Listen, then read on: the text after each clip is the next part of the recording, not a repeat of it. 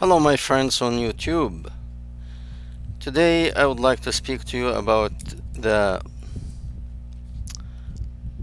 significance of the normalization of Bahrain with Israel. For those of you, actually, most people probably wouldn't know much about Bahrain. Bahrain is a small island in the Gulf of Arabia, some people call it, or the Gulf of Persia, other people call it. Whatever name you want to give it, it's in this region. It's east of Saudi Arabia. And it's a small island and it connects to Saudi Arabia by a bridge. They are building a new bridge now, but one bridge. The population of the people of Bahrain is about 1.25 million people, and they are not all native of the island. About 1/3 of them are foreigners, are either workers from different countries, some from India, Bangladesh, Philippines, Egypt, various countries, okay, or professors and people of expert in a certain field. So it's the real population of Bahrain is less than 1 million.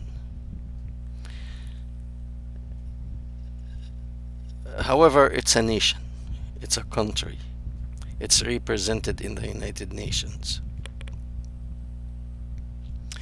Before the discovery of oil in the early 1930s, I think 1934, it was dependent mainly on finding pearl in the water, in the sea. With the coming of oil, of course, like the rest of Arabia, it became very wealthy, lots of money, and it somehow, some countries like United Arab Emirates, they came to the conclusion that the oil will not last forever. And with the consumption of oil today, on the rate of consumption, and the rising of the population of the world, some people estimate that the oil will last for about 20 more years. And therefore, in 20 years, you don't have income. So some countries made a good move, like United Arab Emirates. They transformed the desert into oasis. They made it a tourist country. They started to produce things, food, and manufacture things themselves. So when the time of oil is gone, then they can sustain economy to support their people. Bahrain also did the same thing. Not as much, but they did the same thing. And now even Saudi Arabia is actually starting to drift away from that rigid way of thinking that we are a holy land and we cannot invite infidels to defile our land. That is changing now. So what happened?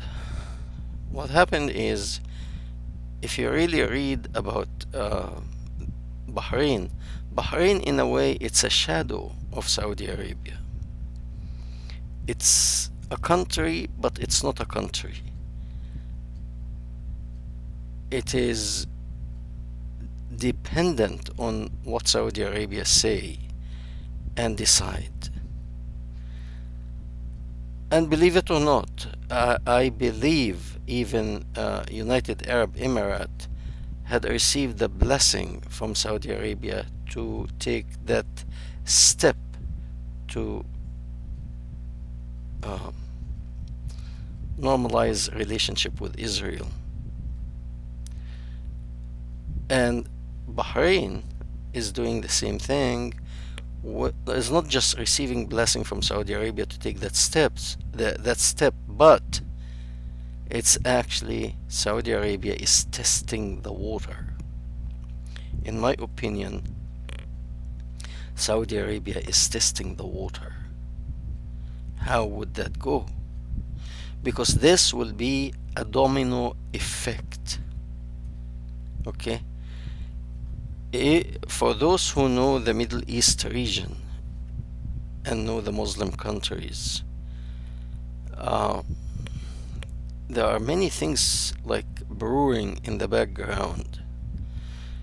Saudi Arabia is a country that until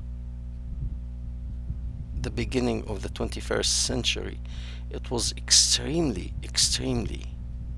closed-minded religious country, Islamic fanatic.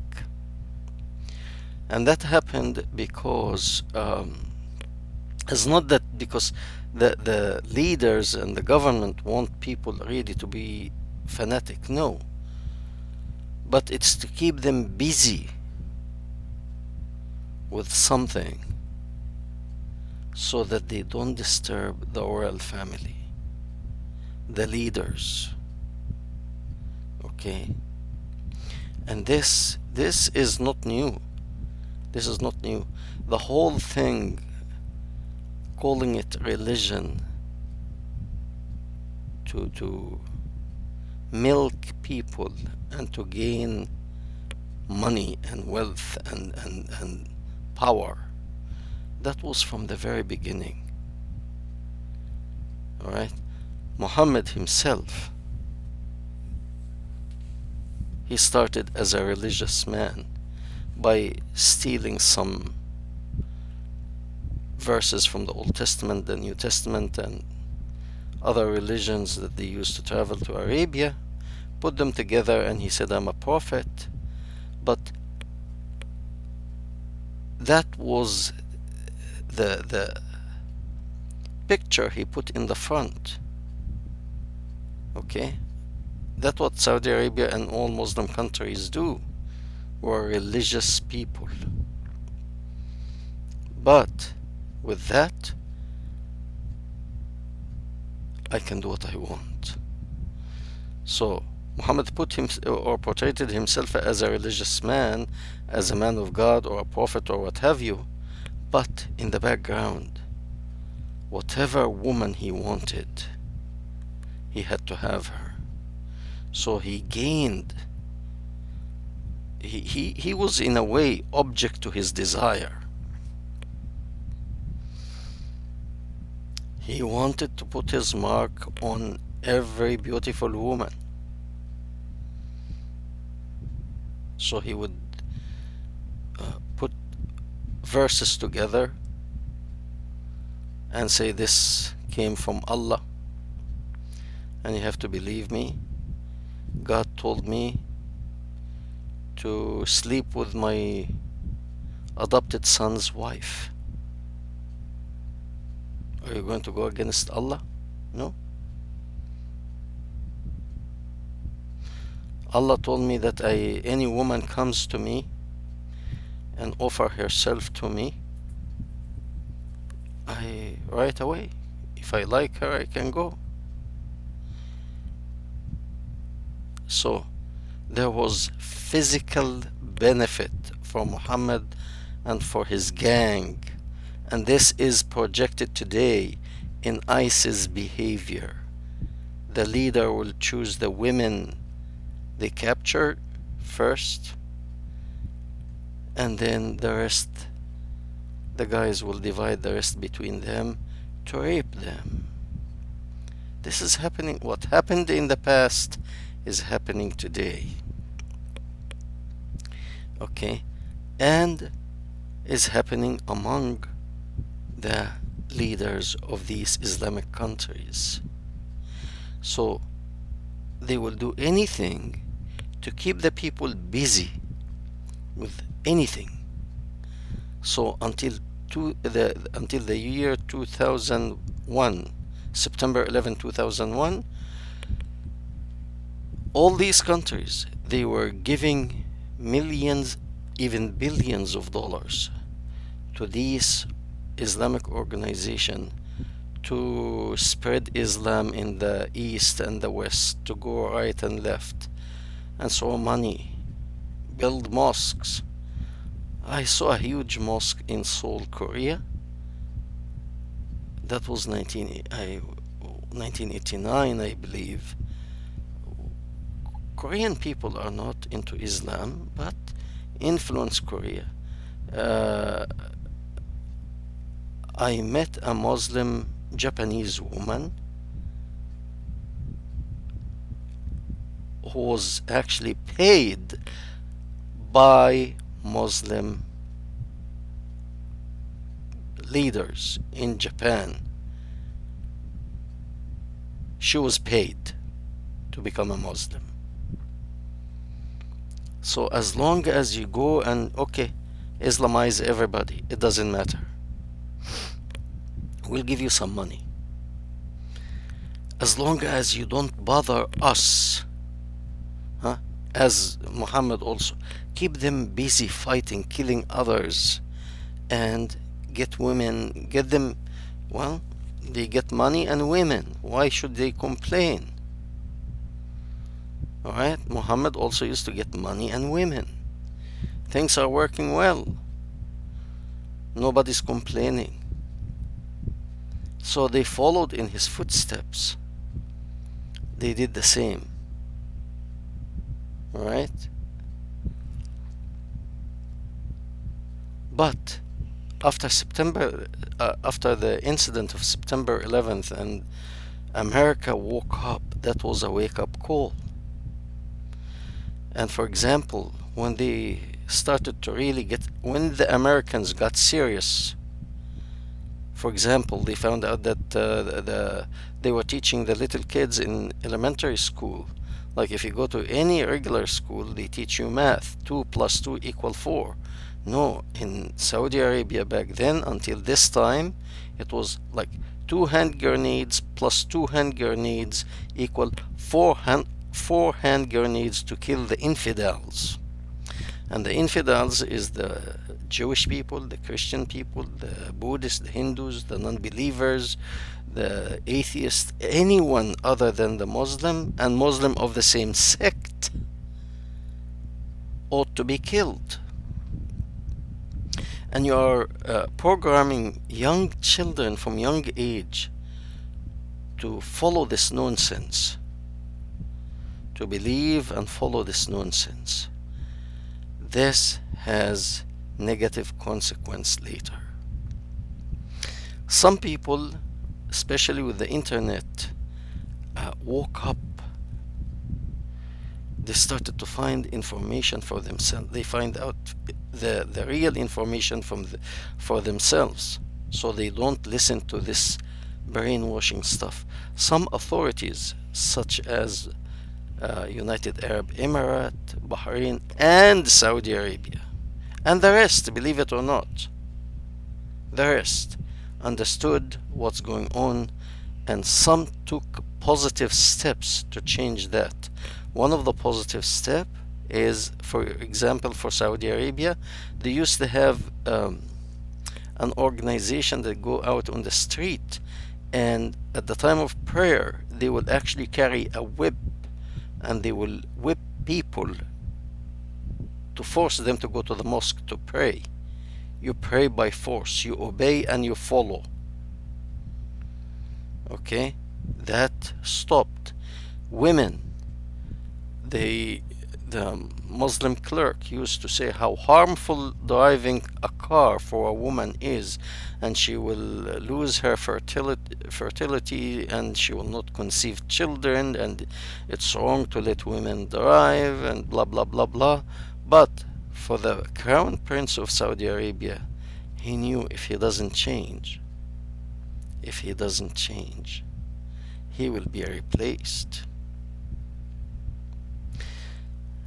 I am not admiring him. I have a lot of reservation about him because uh, he he killed the journalist Khashoggi.